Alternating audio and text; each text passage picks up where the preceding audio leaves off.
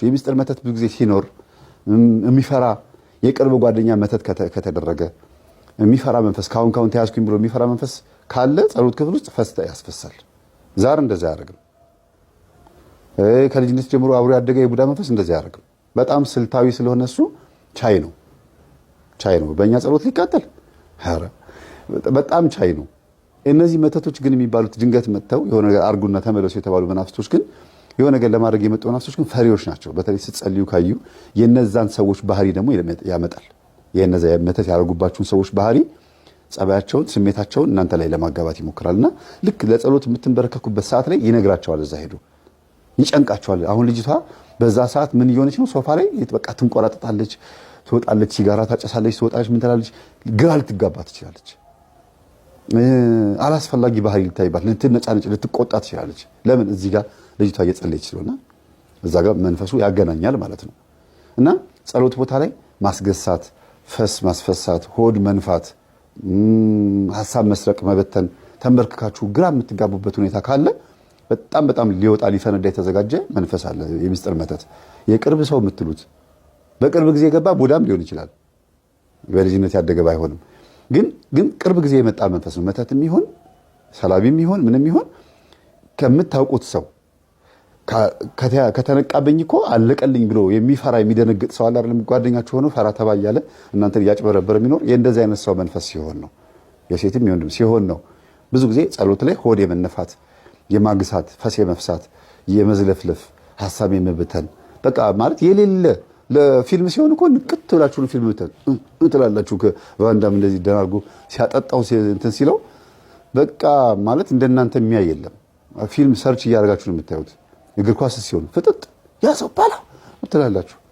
ጸሎት ሲሆን በስላሴ ስም በቃ እንደዚህ ነው ብዙ ጊዜ። እና መንፈስ በጣም እንትን ነው፣ ስልታዊ ነውና እንድንጠቀም እንድንባረክ ስለማይፈልግ ነው ባጭሩ።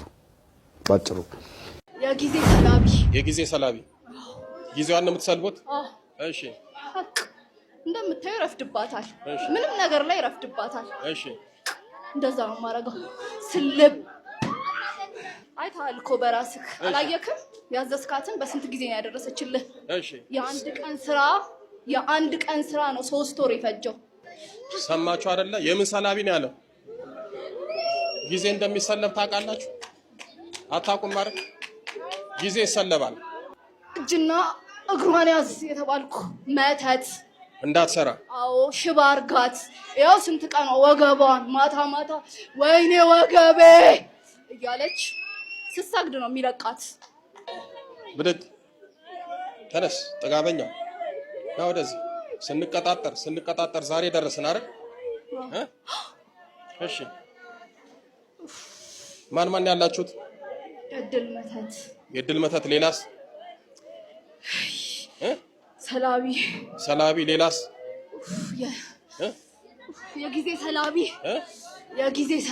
የጊዜ ሰላቢ ጊዜዋን ነው የምትሰልቡት? እሺ።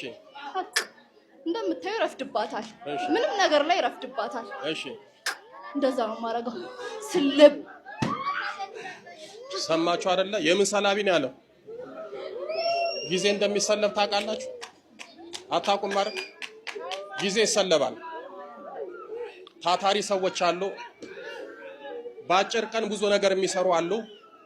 ለምሳሌ አንድ አይነት ስራ እየሰሩ ለአንዱ ቶሎ ያልቅለታል፣ ለአንዱ ቀኑን ሙሉ ያውለዋል። አንድ ሰዓት ውስጥ የሚሰሩትን አንዳንድ ሰዎች 10 ሰዓት ይፈጅባቸዋል። ስለዚህ እነዚህ ሰዎች ምን ያደርጋሉ?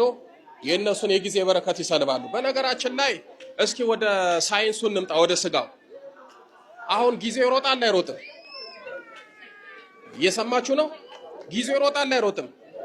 መሸነጋ ነው አይደለ? እስኪ አዲስ አበባ ውስጥ አንድ ጉዳይ ለመፈጸም ወጣችሁ ያንን ጉዳይ ሳትፈጽሙት ትመለሳላችሁ። ድሮ አንድ ሰው 2-3 ቢሮ ገብቶ ብዙ ነገር ፈጽሞ ጨርሶ ይመጣል።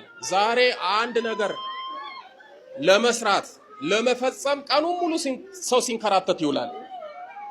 ጊዜ ይወሰዳል፣ ይሰለባል። ለምሳሌ ጊዜው ልክ እንዳልሆነ ልንገራችሁ። ጎግል ላይ ገብታችሁ ሰርች አድርጉ።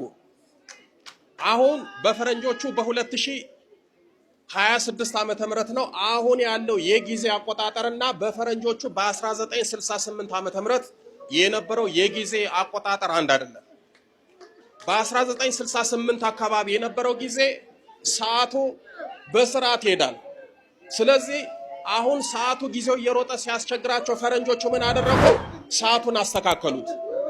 በ1968 67 በዛ አካባቢ የነበሩት ሰዓቶች ቀስ እያሉ ነበረ ሰከንዶቹን የሚቆርጡት።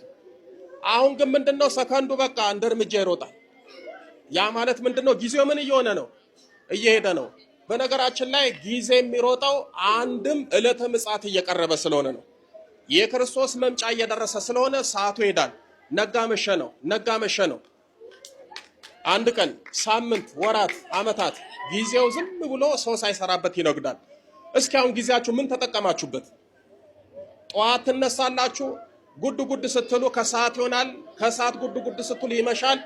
ታውት ማታ እንኳን ተኝታችሁ እንቅልፋችሁን ሳትጠግቡ ነው የምትነሱት። ጊዜ ይሮጣል። ስለዚህ የጊዜ በረከት ያላቸው አለ። ቅዱሳን እግዚአብሔር አምላክ አንዱ የሚባርክላቸው ጊዜያቸውን ነው። ምናቸውን እናልኳችሁ? ጊዜ ይባረካል። ለምሳሌ አቡነ እስትንፋሰ ክርስቶስ በቀን 90,000 ይሰግዳሉ። በቀን 42 ሚሊዮን አቡነ ዘበሰማያት ይጸልያሉ። በቀን ውዳሴ ማርያም 77 14 ጊዜ፣ ዳዊት፣ ሰይፈ ስላሴ ይሄን ሁሉ ሲያደርጉ 24 ሰዓት ነው። ጊዜ ይበቃቸዋል። ለምን? የተባረከ ጊዜ ስለሆነ። እንደውም አልበርት አንስታይን ስለ ታይም ትራቨል አስተምሯል አይደል? እሱን እንኳን እናንተ ያው ረቀቅ በሉ ሳይንቲስት፣ ወደ ሳይንሱ ጠጋ ያላችሁ ሰዎች። እግዚአብሔር አምላክ ለቅዱሳን አንዱ የሚሰጣቸው የጊዜ ጸጋ ነው። ሰው በ100 ዓመት የማይሰራውን አንድ ጻድቅ በ10 ዓመት ይሰራል። ጾሙ፣ ጸሎቱ፣ ስግደቱ፣ ሰዓቱ በሙሉ ይበቃቸዋል። ለምሳሌ አቡነ ተክለ ሃይማኖት ቀንም ሌሊትም ይጸልያሉ፣ ወንጌል ያስተምራሉ፣ ድውይ ይፈውሳሉ። 24 ሰዓት ቢዚ ናቸው፣ ግን የማይሰራ ነገር እየሰሩ ይውላሉ። ወይም ደግሞ ሰው ሊሰራው የማይችለውን ነገር በቀላሉ ይሰራሉ። ለምን? ጊዜ ስለተባረከላቸው። ዛሬ ጊዜያችንም ይሰለባል። ጊዜውም አልበቃ ብሎናል፣ እንዳትሰራ ማለት ነው። እሺ ጊዜዋን ሰለባችሁ፣ ምንድነው የምታረጉት? ስልብ እኛ እንሰራበታለና። እሺ አይተሃል እኮ በራስህ አላየክም? ያዘዝካትን በስንት ጊዜ ነው ያደረሰችልህ? እሺ የአንድ ቀን ስራ ነው 3 ወር የፈጀው። እንደዚህ ነው ማለት። ምን ነበር ያዘዝኳት? ሹራብ። እሺ አላዘዝካትም? አዝዣለሁ እኮ በስንት ጊዜ ነው የደረሰልህ? አንድ ሹራብ አንድ ቀን የሚፈጀውን 3 ወር። ጭራሽ ምን ሆነች? እኔን ስታይን ትጠፋለች። እኔን ስታይ የተሳቀቀች ቆንጆ ሹራብ ትሰራለች። ለበረከት ፈለኩና ለወዳጆቼም ላዝ፣ እንኳን ለወዳጆቼ ለኔም አሉ ነው። ከዛ ምን አደረግኩ እኮ እንደዛ እንደምታረግ ስለገባኝ እኮ ነው እንደዚህ ያረኩት። ጊዜዋን ነው የምትበላው። አዎ ብለቀፍ። አሁን ሹራቤ መጥቷል አልመጣም? እንዴት አልኳል ቤትክ ድረስ። አረ ሌላስ?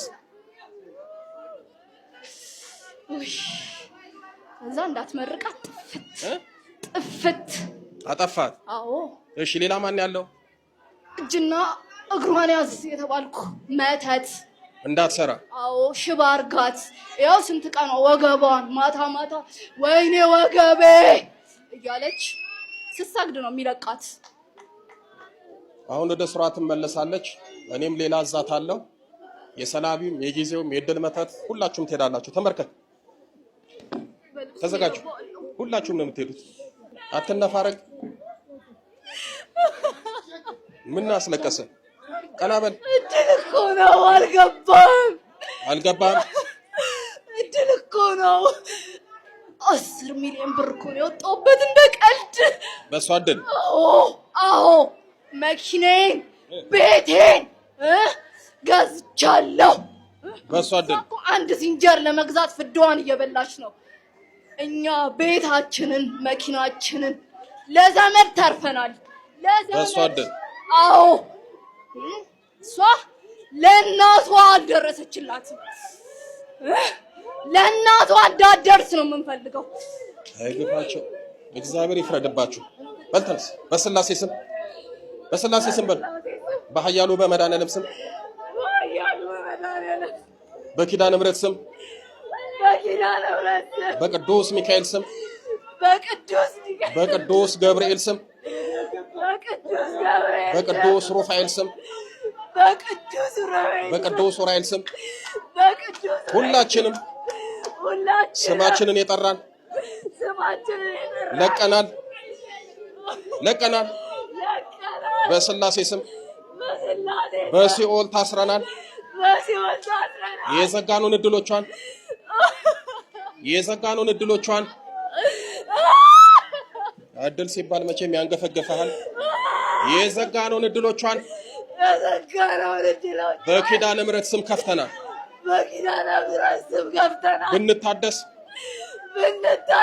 የዘብሩ ዳኛ ቅዱስ ገብርኤል ይፍረድብን። በል 7 እጩ እናውጡ። ተለበል 1 ቀጥል 2 ቀጥል 3 ቀጥል 4 ቀጥል 5 ቀጥል 6 ገንዝና ቅዱስ ገብርኤል በስላሴ ስም ሲኦል ያወርድ መልአኩ ሰይፉን ይጣልብ ቅዱስ ገብርኤል። ምሕረትን አመስግኑላት። ደህና ነሽ? ብድግ በይ እስኪ። እንዴት ነሽ? እንደው ህርሜን አንድ ሹራብ ስሬልኝ ብልሽ 3 ወር ጭራሽ ደግሞ ስታይ መጥፋት ጀመርሽ። በቃ ውስጤ ፍርሃት ይለኛል። አሁን አንድ ነገር እርማቸውን ቢያዙኝ እሱንም ማድረስ አቃተኝ። አንድ ሹራብ ለመስራት ስንት ቀን ይፈጅብሻል? ከግማሽ ቀን በላይ ፈጀ። ግማሽ ቀን? የኔ ስንት ወር ፈጀ?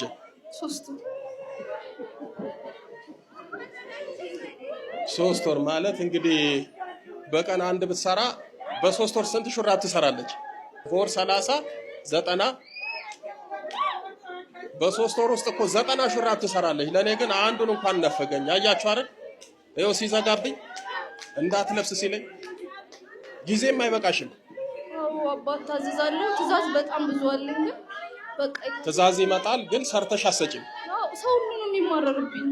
ቃልሽን አታከብሪም። ሁሉም ሰው ነው የሚማረርብኝ። በቃ በፊት እንዴት ነበርሽ? በፊት እኔ ያልኩት ነገር ቶሎ በቃ በሰዓቱ ቀድሜ ነው ራሱ ማደርስ የነበረው። ከተወሰነ ጊዜ በኋላ ጊዜም አልበቃል። ኧረ ጭራሽ ጊዜሽ ተሰለበ። እሱ የጊዜ መተት ኪዳነ ምሕረት ወላዲተ አምላክ የመጨረሻ ታርግልሽ። አሁን አዛለ መቼም አሁን እርግጠኛ በ3 ወር ሳይሆን በ3 ሰዓት ሰርተሽ እንደምትሰጪኝ ኪዳነ ምሕረት የመጨረሻ ታድርግልሽ በሏት። ትዕቢተኛ የሆኑ ሰዎች፣ ተመጻዳቂዎች፣ ከንቱ ዳሴ የሚፈልጉና ግትር የሆኑ ሰዎች፣ ሴትም ወንድም ማለት ነው የሆኑ ሰዎች ሁልጊዜ የሚፈልጉት ነገር አያገኙ። ሁልጊዜ እንደተበደሉ ብቸኛ እንደሆኑና እንደተገፉ ከዛ ጥብርር ሲሉ ሰው እንዳጡ ነው። ይሄ አንዱ ነው። በቃ ደስ የሚላቸው ነገር አያገኙም፣ አይደሰቱም። በቃ ደስተኞች አይደሉም። ሁለተኛ ነገር ደግሞ የዚህ ጸባይ ባለቤት ሰይጣን እንደሆነ ሲነገራቸው ደጋረገ ከሚለው መልስ ውጭ ሌላ ነገር አያውቁም።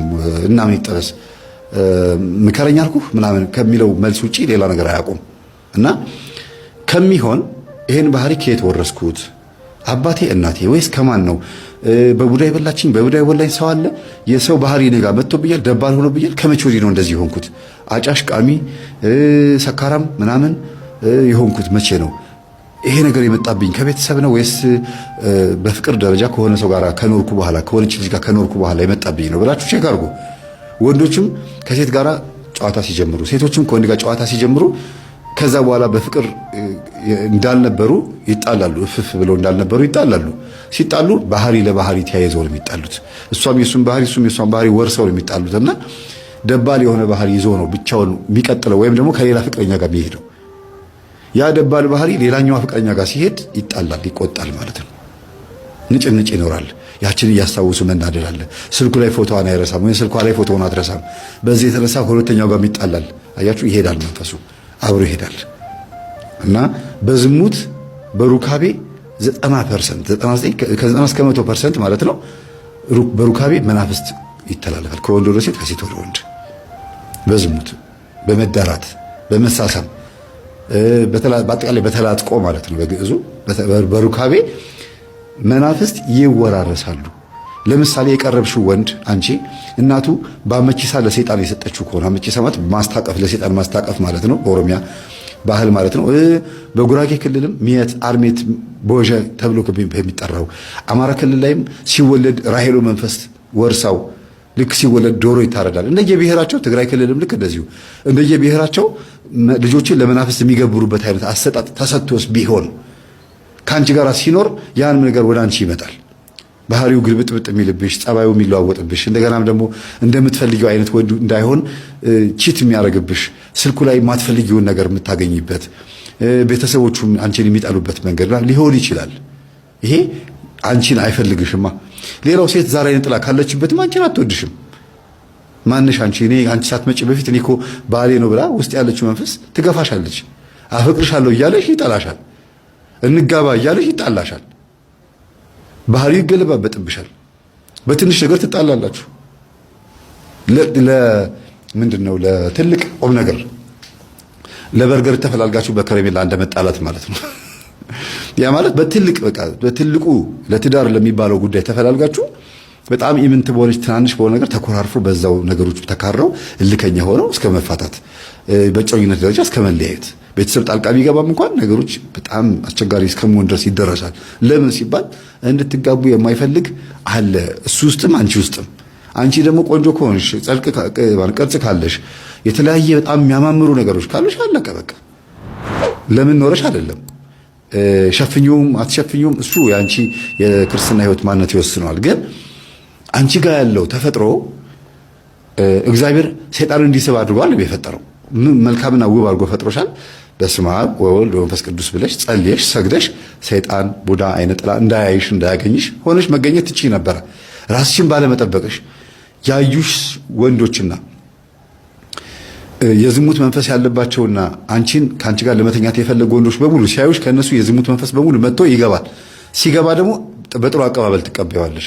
ሲጠቅስሽ ትጠቀሽለታለሽ፣ ሲጋብዝሽ ትጋበዣለሽ፣ ስተኙ ትተኛለሽ። ያ ማለት ለላከብሽ የዝሙት መንፈስ ተገዥ ሆነሻል ማለት ነው።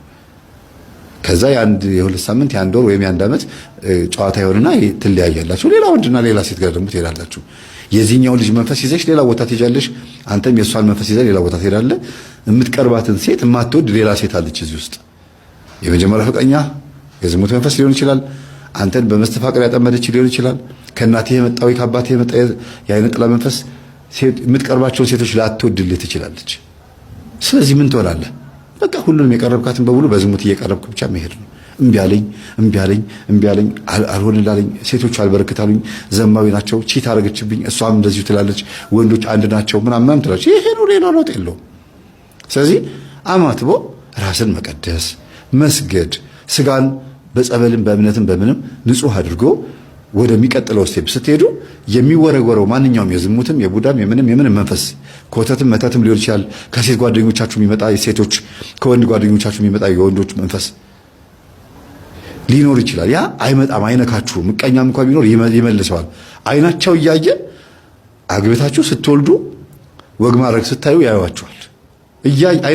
እነሱ አይናቸው እያየ ምቀኞቻችሁ ወይም የዝሙት መንፈስ ያለባቸው ሰዎች እያዩአችሁ ደስ የሚል ኖሮ ትኖራላችሁ። ለምን? አጥር አለ፣ ታጥራችኋል። በእግዚአብሔር ኃይል ታጥራችኋል ማለት ነውና ራስን መጠበቅ የመሰለ ነገር የለም። ዝም ብሎ በመጻድቅ ከንቱ ውዳሴ ውስጥ መግባት ትምህርቱን መቃወም ሳይሆን ትምህርቱ ምንድነው ዘውጉ ብሎ ማሰብ ያስፈልጋል እንደ እህታችን